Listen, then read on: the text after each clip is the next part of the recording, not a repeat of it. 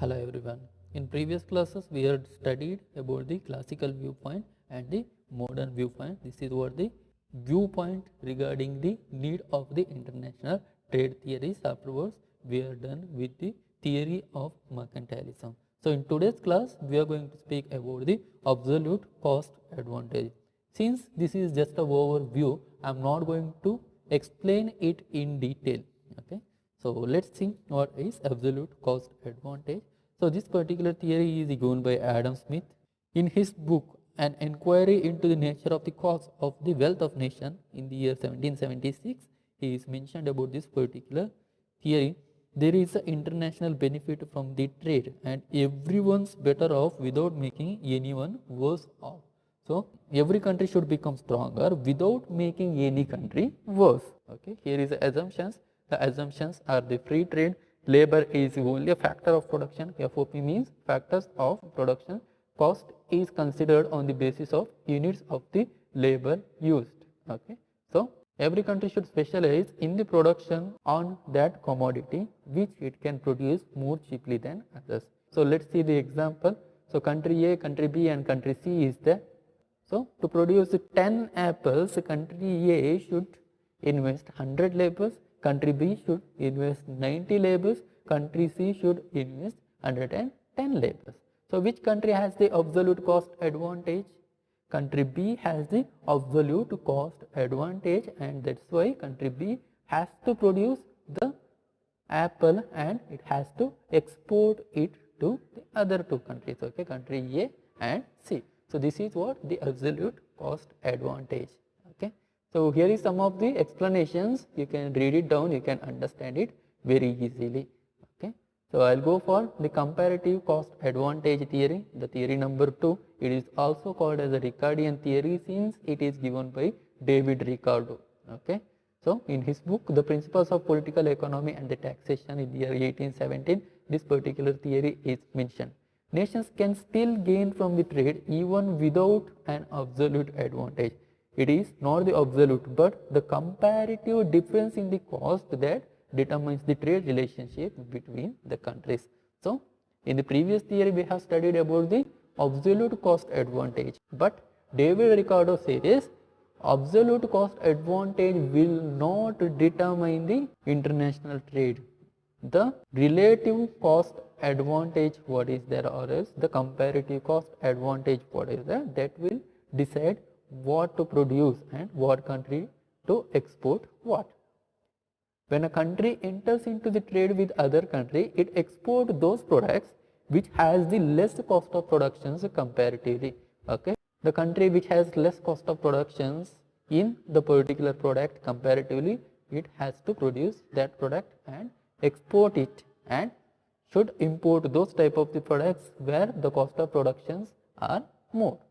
Okay, so let's understand this with the example. Okay, so explanation of the theory. David Ricardo is given two conditions here. Okay, so there should be an absolute cost advantage between the countries in both the products. Okay, so his assumption is there is two countries and two products, comparative cost advantage within the country in one product. Let's understand this with an example. So here is the countries England and Portugal and the products wine and cloth. So both the countries producing both the products and the cost is given. It is number of labor per year used to produce 1 unit of the product. Okay, so this is not the output, this is the cost or the number of the labors which is used to produce 1 unit of the output. Okay, so to produce 1 unit of the wine, England will use 120 labor per year, and to produce cloth, England will use 100 labor per year. So to produce wine, Portugal will use only 80 labor, and to produce cloth, Portugal will use only 90 labor. So in this case, both the conditions are fulfilled. Okay, so the first condition, there should be absolute cost advantage between the countries in the both products. So when you are compared to England and the Portugal, it has the absolute cost advantage in both the products, correct? So Portugal can produce wine cheaper than the England, and even they can produce the cloth cheaper than the England. In England, production of 1 unit of wine requires 120 men, okay, for a year and 100 men for cloth. Okay. Whereas the Portugal can produce by using 80 men for wine and 90 men for cloth. Here the Portugal has absolute cost advantage. If you observe the table, the cost advantage in the both the products for the Portugal is there. Okay. Second condition, so it is comparative cost advantage within the countries in one product. Okay. So now we are going to compare the two products within the countries. Okay. So in the Portugal, wine can be produced cheaply than the cloth, and in the England, cloth can be produced cheaply than the wine. So what they have to do as per this particular theory? Portugal should produce wine and export it to England with a gain of 0.33. So how this is calculated, you will get to know. Okay. So suppose the cost of production of the England, that is 120 is 1. So what would it be in the Portugal? Correct. So 120 is 1. What is 80? It is a cross multiplication. So you will get it 80 by 120, and obviously 1 minus 0.67 will be 0.33. So this is the cost advantage of the Portugal. Correct. So this is what the absolute advantage of the Portugal than the England, and they will get that much of the profit, which is more than the gain from the production. This 0.33 is the gain from the production, which is more than the advantage of the cloth. Okay. So if you produce the cloth, then your advantage or the profit will be just 0.10, and if you produce the wine, then your advantage will be 0.33 as a Portugal country. Correct.